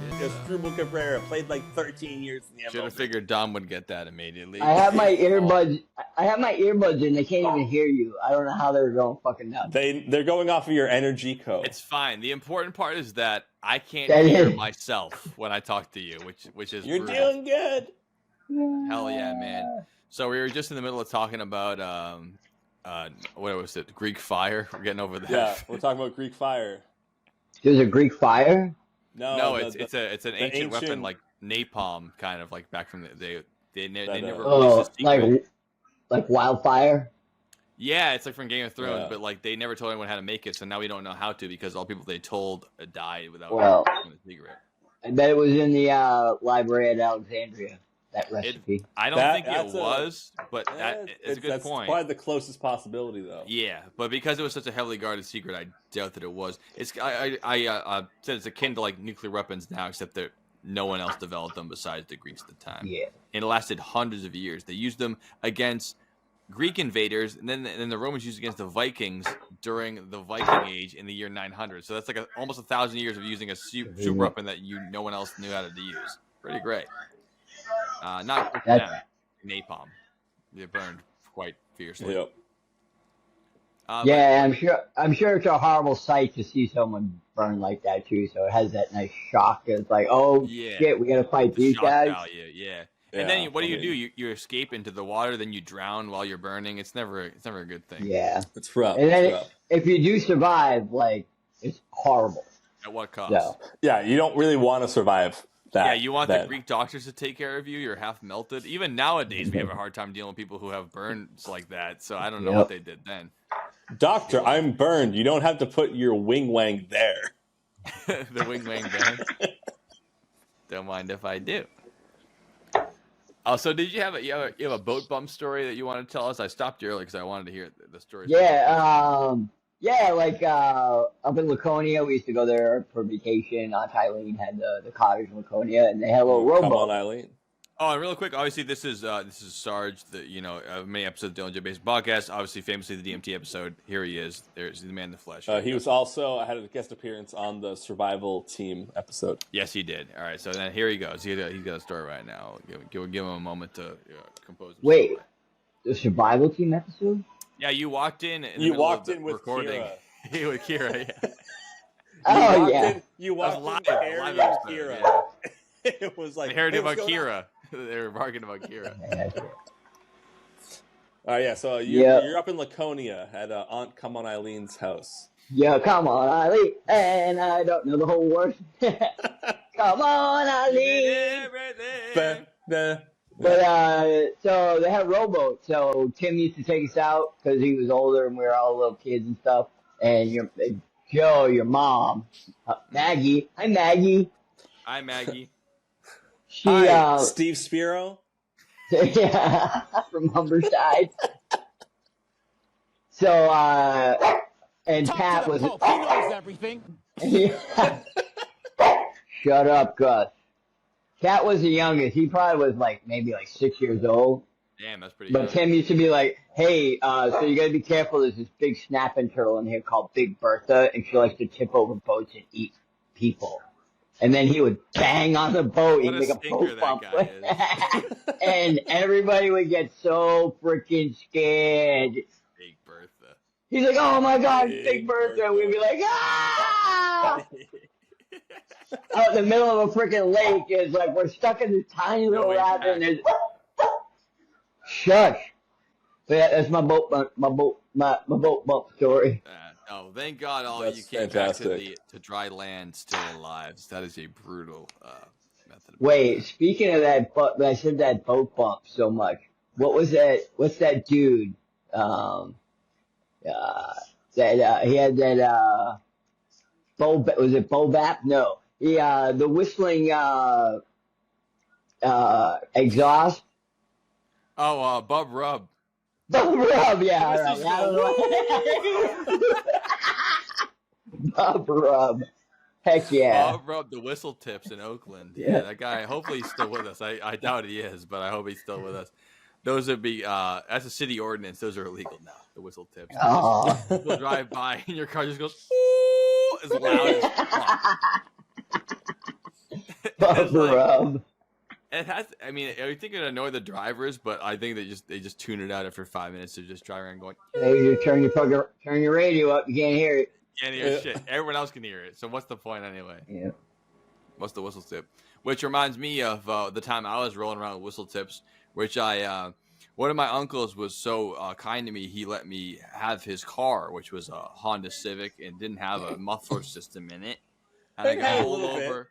It had a little bit. Well, tell that to the police because I got pulled over twice, and both times when they got up the window, they were surprised by my appearance. Let's say that. Both times. What are you saying? What are you saying? Don't tell me. Tell the fucking police what they thought they were going to come up to. Because I was sitting there being like, I'm a regular U.S. citizen looking like I look. And the first time it was right. I was about a football field away from my residence. So I almost made it back. And he pulled over. He goes, your car is very loud. Didn't commit any traffic violations. Didn't break any law. Just it was too loud. That's pulled me over for that. And he goes, I don't know if you want it to sound like that. And I said, I'll tell you right now, I don't want it to sound like that. I want it to be silent. It was up to me. It would sound like a mouse pissing on cotton. I don't want you to fucking pull me over for this shit. You think I want this? And he's like, I don't know what you want, but this is what it is. I go, wait, you think I'm a badass with my fucking Civic driving around Hudson? I hated it. I wanted to be inconspicuous. I couldn't have been more conspicuous if I tried. That added to me having to go to traffic court because I got pulled over again the same year for the same thing. Dang. I was in the same area. Brendan used to drive that thing going downhill by the police station, and he would just step on the clutch and leave it in neutral so it could be as quiet as possible. Going past the police station. Oh, trust me, I learned how to use the transmission because the brakes were so bad. I had to use the transmission to slow down. Slow down. Yeah. You don't need brakes for the transmission. You save brakes that way. Dude, the brakes were... You don't need your brake till you're in It was the brake gear. lines that were the problem, not the brake pads at some point. When I had Dylan try to fix them, and then the brake line exploded all over the ground, he goes, I don't think I'm going to be able to fix this today. Dude, remember that time? It was Super Bowl Sunday. Yeah. I was laying in your driveway in the snow, putting a starter in your Saturn. Yes, and I do remember that. There was one bolt. You're a champion for that forever. Thank you again. There were 3 bolts that held it. We got 2 of the bolts in. The third one we couldn't get in. We went, fuck it, we'll put it in later. Mm-hmm. And like a year and a half we never put it in. That car, it was still sitting in the cup holder. That bolt that we never didn't matter. Yeah. Never put it in. Never came out. Okay. Dude, that was cold. I have to tell you the resolution of the pull over again story. I got pulled over again. I probably usually travel with that thing the same 1 mile from School Street to the 99 restaurant. I was trying not to drive it that much. And, it wouldn't go, the max speed was pretty low. But so I was going to work, going around the which used to be the lights, but now it's the second rotary. And a cop pulled me over, and he decided to pull me over into the 99 parking lot. So I'm in the 99 parking lot on my way to work. And now I knew after the story, they have a camera for like the to-go cars that come out. So all people I work with are watching the camera of me being pulled over. And it's the same story. Your car's so loud. I don't know if you want to be that way or what. I go, this is literally where I work right now. I'm wearing the fucking apron and the fucking black shirt and all that shit. He's like, well, I'm not the right job for that and this and that and the other thing. So the 2 times I got pulled over out of the 3 that year, one of them under the calendar year was me in a parking lot, and 2 of them were being too loud. And I got to go to traffic school with me, a woman in her 40s who didn't know what stop signs were, and kids who were they loved speeding. One of the guys, I'll never forget this quote. I'm sitting there with this woman. We're sitting there for 6 hours, and he goes, I love going fast. I'm never going to stop going fast. Cars are my personality. I'm like, that's who I'm here with? My car's too loud because I can't afford it. My uncle graciously gave me his old car, and I'm here with you, where you're purposely spending $2,000 to get your car to fucking get you pulled over. But I'm here because I can't fucking. Okay, yeah, this is fair. Yep. And the old lady was like, "Oh, I'm so sorry. I don't know what happened." She wasn't old, but she seemed old to me at the time. I was like, whatever, fucking 20. And yeah, she was like, "I don't know. I'm sorry. I didn't see the stop sign." And everyone else is like, I'm never going to stop speeding. When I leave here, I'm going to go 90 on the way home. And the person was like, all right, whatever. This is the class. But I was like, there's no justice here. And do you want to know how I got to that class? In the car. With a loud muffler. In the same car. Yeah. Now it would have been rich if you got pulled over and you'd be like, I'm literally on my way to the defensive driving class. Would not have been that rich to me. The whole time I was like, fuck me if I get pulled over. Because I was thinking like the cops are going to sit in the parking lot and just catch us all again. And they already know we're already, repeat offenders, as it were, Whether it's, 90% tint or fucking souped up going 90 miles an hour. And it was, of course, it was in Framingham. Or too poor to fix your exhaust. Yeah, that was. So there you go. Those are both bumps. And so, speaking of this is another great reason why Virginia is such a great state. So I had to get a flex hose so my exhaust replaced because it rusted out. Gusset? So I've been putting it off because my inspection ran out in January 31st. Do you have every year there?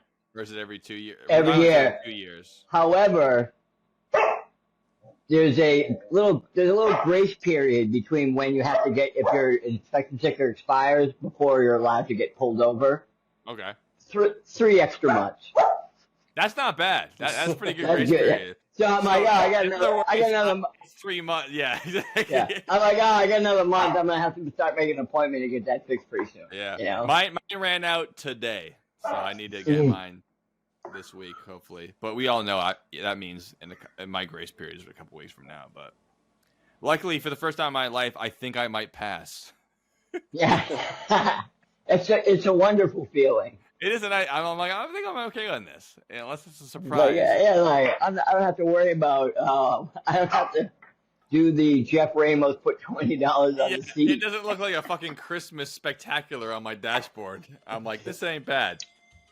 Hey, look who's calling me, Dylan Reed. Yeah. Oh, God. I was gonna text him get on Riverside, but we need to wrap this episode up anyway.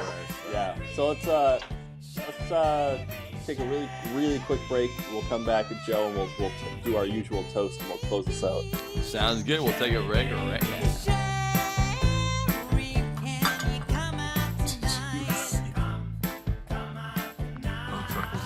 Serious video.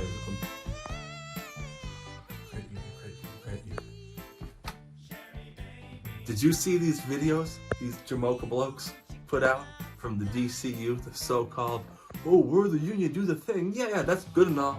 But you're dropping the F? Now look at him. Pathetic. He's drinking his money away. I don't do that. That's what happens when you use hammers, not guns.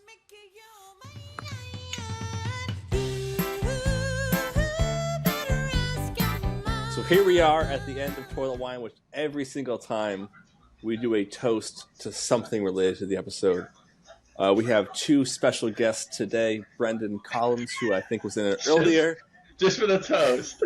And now we also have... This is already our best episode of Toilet Wine of all time. Ever, the 2 best guests ever for the last 5 minutes. Reporting from very far away, one Dylan Reed. Dylan, what have you been up to? How come you couldn't be on a full episode today? It's a great question. Has the car collapsed, or is it still in good condition? We're dying. Well, so I just got back from Baghdad recovering Saddam Hussein's, was it his Rolls-Royce Phantom, or was it his Silver Arrow? I forget. I believe it was his Silver Arrow. It was a Silver Arrow, yeah. Great, beautiful car. I mean, we love those here on the DJBP. Even all these years buried beneath the earth, it's still in pretty good condition at this point, huh? Yeah, well, when you paint all your cars desert tan, that blends in pretty well. This one was white with white walls, actually, believe it or not, because wow. Oh yeah, for sure. When you're Saddam Hussein, you guys don't know this, but you can do whatever you want. There's no rules. So it's like the Outback Steakhouse. Yeah, and he's the only one with a Rolls Royce, so it's like if you see that, it doesn't matter if it's camo or fucking swastikas on it. No one cares. They know it's him. Not even Hitler. A camouflage Rolls Royce in Iraq kind of stands out a little bit, being the only one in the entire nation. Even just the fact that it's a Rolls in Iraq means it's probably him, not Hitler. Because every other vehicle is they don't not like that. Joe. They hear you say Hitler and the dogs win. They don't like that. Yeah. They support Israel. not dogs. If we can mute that, that'd be cool. Hey.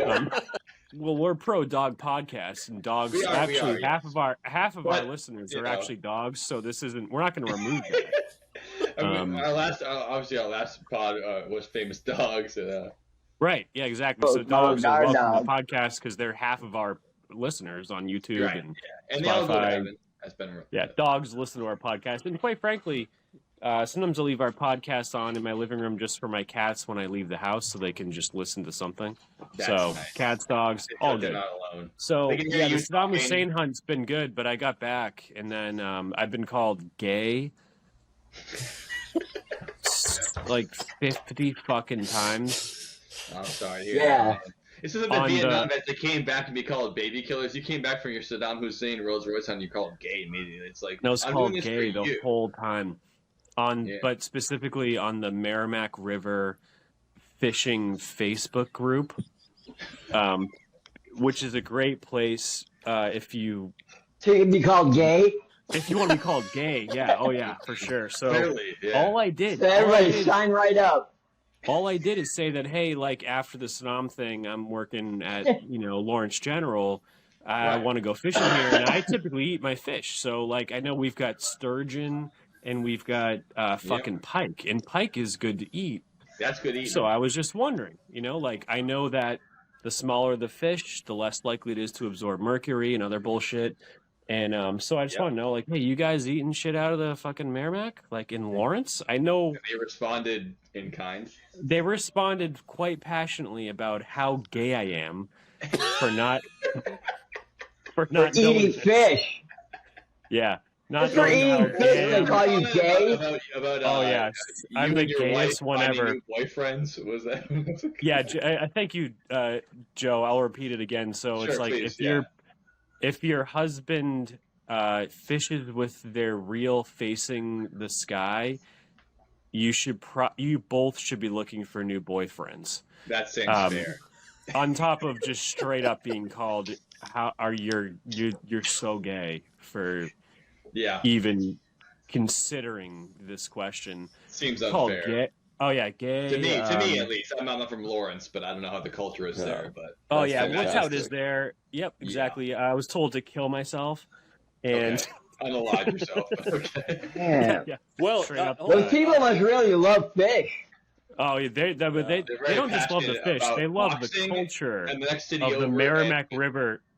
The Merrimack River. Yeah, you're trying to fuck with their culture by eating their goddamn fish. No, you're not gay. trying to eat them. I'm just trying to. You're ask gay. You should kill yourself. Yeah. I'm not trying to eat the fish. I'm just trying to ask if I can their eat culture. the fish. Who doesn't live there who actually fishes there? Dylan must be the only guy in the past 5 years to try to fish the Merrimack who's not living there. I think you'd appreciate him being there. Spreading the culture. What's really similar to that? What's really similar to all those guys being like, I'm telling you what I want to say is when Joe recently went through TSA coming back from Florida. This is what we call a professional operation. Was he called gay too? Well, no, I wasn't. Well, not with words. Anyway, so I'm going back from Florida, United States of America, to not Massachusetts. I still think I live there in my head, to Rhode Island. This is a direct flight, and in Orlando Airport, I think that I know that Dylan and Dom have been there. I don't know if Brent, you've ever been there, but there's the major terminal there. I've not. It has a hotel built into it. It's kind of weird sitting in the security and seeing people in their hotel rooms. It's a strange kind of situation. It's very Disney oriented. And they have monorails that lead you to your terminals or to your gates. Oh, nice. Yep. So I hate that because I just want to go to my gate. I don't want to get on a fucking train. I'm already in the airport. So. Yep. So I'm a JetBlue guy. It's Providence to Orlando direct flight's perfect. They built an entire new terminal. So gay. So absolutely gay. So the terminal is a new terminal called Terminal C. It's built off of the airport. Now, you don't have to take a monorail there. You don't have to wait in line there. You don't have to wait at the hotel. You just drive right up like a regular airport. You go right in. I go, this is great. I get off the airplane. I whip right out. I'm good to go. Now we're going in there, and my mother's driving me in. And I'm like, this is going to be easy peasy because we're at the other terminal where no one goes. We don't have to go with the traffic. We hit traffic jam It's 20 minutes of traffic outside the airport. My mom starts freaking out. She's like, oh my God, I don't know what this is all about. What's going on? People are parking their cars. They're getting out and they're walking with their bags. We're like, what? These people are just being ridiculous. I don't know what's going on here, but this is a traffic jam. No big deal. Ambulances are flying by. Cops are flying by. I say flying, but they're going 5 miles an hour through a traffic jam, just weaving in and out. And I'm like, I don't know what the fuck's going on. That's fast for an airport. But all of the traffic is not going to the main thing. They're all going to the auxiliary one I'm going to. And I'm like, oh, fuck. This means security is going to be stacked up. Everyone's going my way. I don't know why. We hit the exit ramp to go to the main terminal. It has road flares up, currently burning, and 3 police cars with cops standing outside looking at everybody. And the road's wide open. I go, I don't know what happened, but I'm guessing it's someone got hit by a car or arrested. I don't know what happened. Someone got fucked. Someone got fucked. Must have been. But now we're all going there. So I get into the Terminal C, which is the most populated it's ever been. The fucking security line's out the door. I'm there, obviously what I always do, which is untie my shoelaces, put on the meanest, scariest music I can listen to, and sit there seething quietly for half an hour. Classic. Little kids are bumping me. I'm considering screaming at them and their parents. I'm in my worst mode of being Joe, is being in the TSA line the whole process. I hate the idea of it. I don't want to fly anyways. I hate that the TSA doesn't save anybody. It's a security theater. You know, the classic audit where they got 60% of the guns through. It's extra money on your plane ticket. It's all, I hate all of it. I hate the naked scanning, that I'm a criminal. I hate the whole fucking thing. So I'm in the line. Put your laptops and your shoes in the bag. I said, take it off. Take it off. Stay over easy. Yeah, I'm in the line.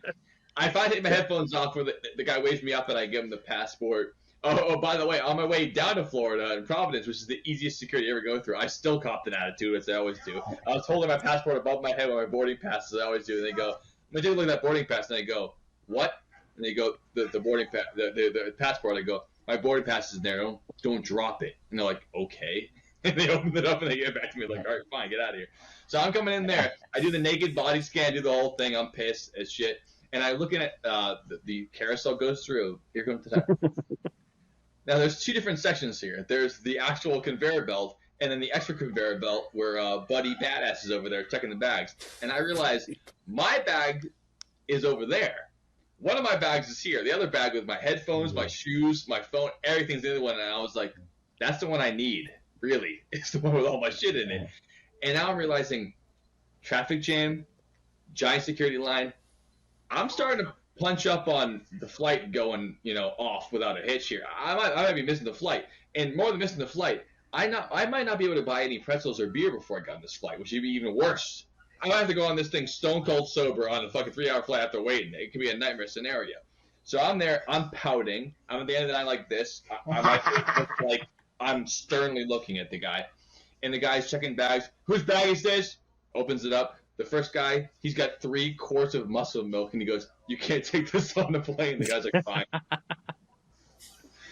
Everyone classic shit. And the whole time I'm like, what could I have that is this dumb that I can't have it on? And then finally, there's 2 bags left, and I've been pouting for like 15 minutes. And all the whole time I'm thinking, I better be able to get to that gate on time. And the guy walks over and he goes, all right, my shift's over. He tags out. He tagged out for this bald white kid, younger than me. And he walks over and he goes, all right, tagging out. And the other guy walks in. There's 2 bags left in the I'm going to search you sucker line. He pulls the first one out, and it's a big fat bag. And he goes, whose bag is this? And this woman goes, it's mine. And he goes, here you go. Doesn't even search it. So I think this would start my problem. I look over her and I go, why'd they even stop it if they weren't going to search it? She goes, I know, right? What a pain in the ass. And I go, I know. I mean, they didn't even search it. And then the next bag comes out, it's mine. He goes, whose bag's this? And I go, that's mine. I probably said it like that. And he goes, you have a laptop in here? And I go, yeah, I do. I mean, I don't know. What's the big deal? He was like, you can't have your laptop in your bag. I was like, I just came from Providence Airport and you had it in there. I don't know if it's a specific rule just for Orlando. You have like a laptop rule, whatever. But for where I just came from, wasn't a problem. He goes, well, here you can't do that in there. And I was like, well, I didn't know. He goes, well, in the line, the guy should have told you that your laptop comes out.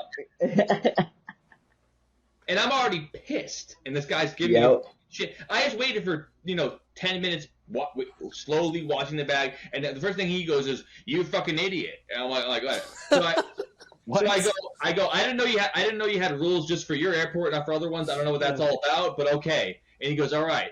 So then he puts the laptop back in the bucket, puts my bag back, puts my phone back, puts my headphones back, puts his shoes back, and I go, hey, wait a minute. He's like, what? I go, just a laptop, right? He's like, yes. And I go, so what about all the other stuff? He goes, it all goes back through. I go, I thought the laptop was the problem.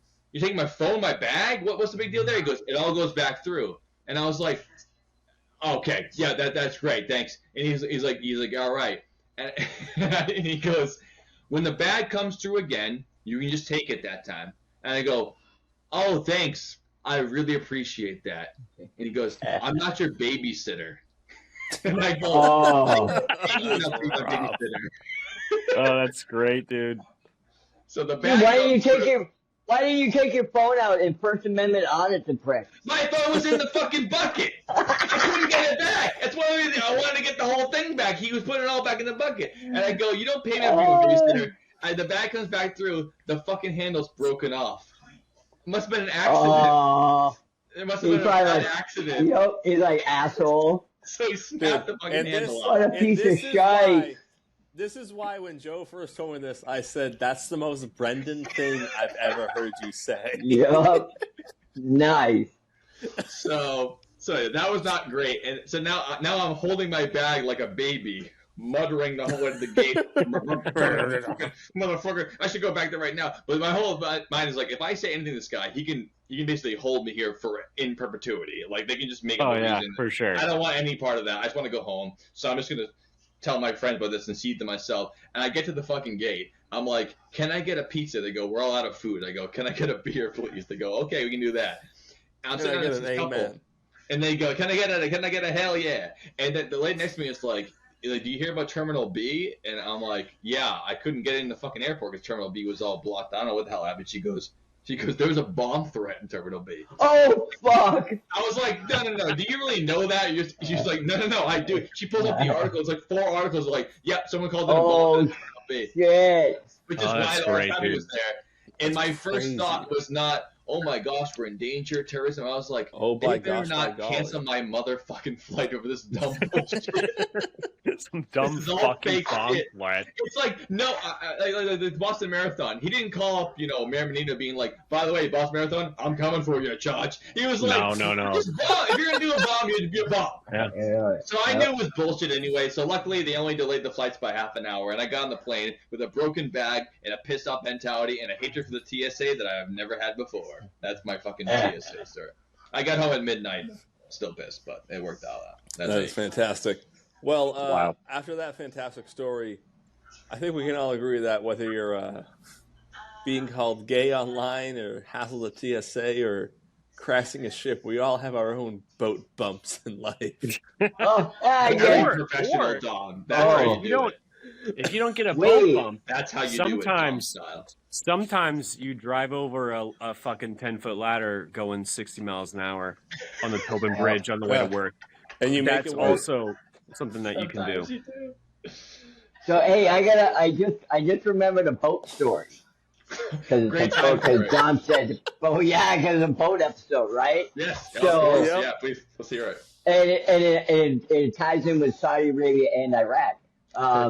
So I got picked to go on a 3-day pass to Bahrain to stay on the Love Boat, the actual Love Boat. Dude, when me and Jeff went to Providence, our upstairs neighbor, he was from Bahrain. I'd never heard of him before. He described the whole thing to me. It's basically a little piece of Europe and the Middle East. It's basically a Navy base and a Formula One track and prostitutes. Yeah, the whole country is that. At the time, it was just a tiny little country. So we were welcome there, but not really welcome there. So we stayed on the Love Boat, the actual Love Boat from the TV show. They just parked it in the port, and all the soldiers went on. They were your 3-day fucking pass. 9 a.m. the 2 mornings that I was fucking there, every 9 a.m. Open the bar. It's been fucking 7 months since I've had a fucking drink. Well, a fucking drink. I did get a couple of shampoo bottles of vodka sent over by a couple of my siblings. That's good family right there. The first one, I remember with Pastor. we passed it around, and all my friends are like, "Oh, it tastes like fucking soap," and I'm like, "Whatever, it's fucking vodka." Bad, so. dude. Do you want to have a buzz or not? My liver doesn't know the difference, buddy. But the second one, the shampoo bottle was cleaned out quite nicely, and it was nice. It was very nice. It's a little thing. But beyond that, no alcohol for 7 months. So yeah, I was that and breakfast. Did have a nice big breakfast buffet, and at the very end was this huge fucking pile of bacon, and everyone was like, "I haven't had bacon." And a fucking glass of milk. Especially you're in Western countries, you can't eat bacon. Dude, yeah, but you can on the Love Boat because you're in the water. You're not actually in the boat. From my experience, they have waters. So when I'm there, they have beef, all pork. When I'm there, they have beef bacon, and it tastes like shit. Yeah, Brandon, you know, beef bacon. Beef bacon sucks. I think I'd rather have and when I'm there, you're like, oh, it's bacon, and you're like, oh, it kind of tastes like mold. It's not good. Yeah. Tastes like goat. It's not good. Yeah. But yeah, nothing like some Head and Shoulders vodka. It's like not Cuddy Sark, but what's his name? It's not Cuddy Sark. That other shampoo, like the other dude, the captain in the barrel, our guy. Oh, what's his name? Jerry? No, not Sailor Jerry. They sent him back in the barrel. His body, his corpse. Yeah. Brendan, you listen to this one. I'm fucking high as a kite, and I'm lost like a motherfucker. Who are you talking about? We're talking about Admiral Nelson. Admiral Nelson. All right. I'm like, Brendan, the story. The story of Admiral Nelson is he died on board, and they put him in a barrel. They put him in a barrel of rum, and 3 months later, to preserve his body. To preserve his body, and then when they got back to port to take him out of the barrel of rum, there was no rum left. Bone dry. He drank all the rum? No, everyone else did. Everyone else did because it was the last bottle. Was in there like, hey, I still want alcohol, so they drank it was the last rum bottle. The whole way back home. It was they're like fucking wow. So he got back there. The barrel he was also. What's the name for it again? They had a name for that, like Tap the Admiral. Tapping the Admiral. Tap the Admiral. Mm-hmm. That's fucking disgusting. It is, but any port in a storm. Yep. Yes, exactly. Just like the Head and Shoulders vodka. It's the same. Walk a mile in another man's shoes, really right? Head and Shoulders and much more. Yep. Hey man, if you're in the shit, you gotta do it. All right, Dom, let's wrap this shit up. What do you want to post it? All right. So the way we end Toilet Wine every time is at least Joe and I are going to do a little tribute. Cheers. You can do anything sort of cheers you want. I got something. And I think this time we're just going to keep it broad and just go to, despite sometimes the deaths of maritime disasters, can be pretty funny. Let's cheers to that. Cheers to that, guys. Woo!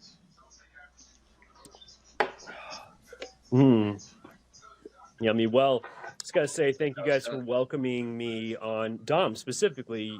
You're the ringleader of Toilet Wine. Thank you for welcoming me on this beautiful, absolutely beautiful episode. I am so excited. Anytime you want to be on the actual podcast, let me know. So happy to have you. Either one, I'll let you know, man. Thank you so much. This has been a great night. Love it. And you're doing a great job. This is nice. I mean, what a fun surprise. Two of our favorite people just, popped up on Toilet Wine. Randomly popped up. You wouldn't believe it. One of our least expected Toilet Wines of all time. Yes. Can't wait. It happens sometimes. Can't wait. All I got to say. Meteorological spring, I want to give some feedback on the last Toilet Wine about dogs, is that you guys forgot to do all the famous TikTok dogs. Yeah, because we're straight. Wait. I was listening to the whole entire thing the other day on the way to work, and I can't believe. I'm so glad you did, but I can't believe you did that. It's hilarious. No, Toilet Wine I listen to. I just don't listen to myself as much. But I was thinking if I was on Toilet Wine on that episode, I would have just to be fucking piss everyone off. Yeah. I would have not chosen Scooby-Doo. I wouldn't have chosen other ones. I would have believe chosen you fucking done the some top stupid 10 TikTok dogs, And you would think that maybe I would have just been like, all right, cool, all right.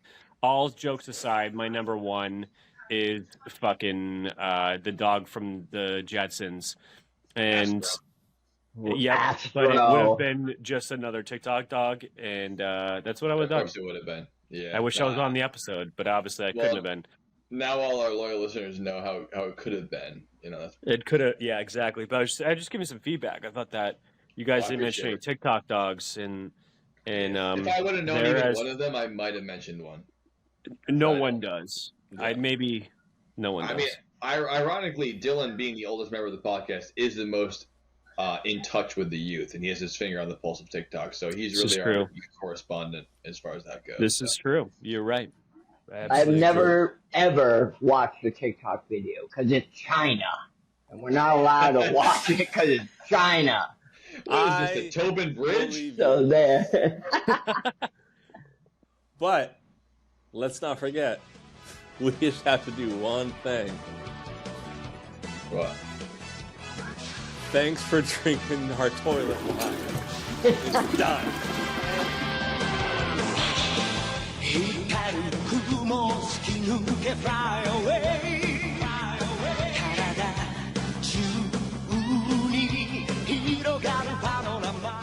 Do you want to take the first one? Sure. I don't Anchors mind away. if I do. That's my Wallace impression. I like to try to talk like him. I can't really do it. Yeah, I mean, you're all right. You're not. I can't really do it like he does. You're definitely the best out of all of us, but you're not Wallace, though. Oh, thank you. I got in an argument with the gas station worker that year. Completely unfounded. You argue with someone for no reason? I do not believe it. Hey, there was a reason for me. There was no reason for them. That was not their fault. I've been called gay like 50 fucking times. I'm there, obviously what I always do, which is untie my shoelaces, put on the meanest, scariest music I can listen to, and sit there seething quietly for half an hour. Classic. Little kids are bumping me. I'm considering screaming at them and their parents. I'm in my worst mode of being Joe is being in the TSA line the whole process. I hate the idea of it. I don't want to fly anyways. I hate that the TSA doesn't save anybody. It's a security theater. You know, the classic audit where they got 60% of the guns. It's extra money on your plane ticket. It's all, I hate all of it. I hate the naked scanning, that I'm a criminal. I hate the whole fucking thing. So I'm in the line. Put your laptops and your shoes in the bag. I said, take it off! Take it off! Easy! And so I just want to know, like, hey, you guys eating shit out of the fucking Merrimack? Like in Lawrence? I know. They responded in kind. They responded quite passionately about how gay I am for not eating fish. Well, I'm going to talk about something that is mildly near and dear to us. Mildly near and dear is one of those new phrases. It's like never been Googled before. This is mildly near and dear to me. just mildly. Though. Yeah. It's mildly near and dear to my heart. What I'm about to say is severely near and dear to my heart. This is a mediocre miracle. You're up in Laconia at Aunt Come On Eileen's house. Yeah, come on, Eileen. And I don't know the whole word.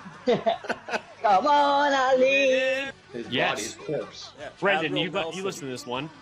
I'm fucking high as a kite, and I'm lost like a motherfucker. Who are you talking about? I've never, ever watched a TikTok video, because it's China. And we're not allowed to watch it, because it's China. I love going fast. I'm never going to stop going fast. Cars are my personality. I'm like, that's who I'm here with? So I'm a JetBlue guy. It's Providence to Orlando direct flights, perfect. They built an entire new terminal. So gay. So absolutely gay. Oh, they don't just love the fish. They love the culture of the Merrimack River.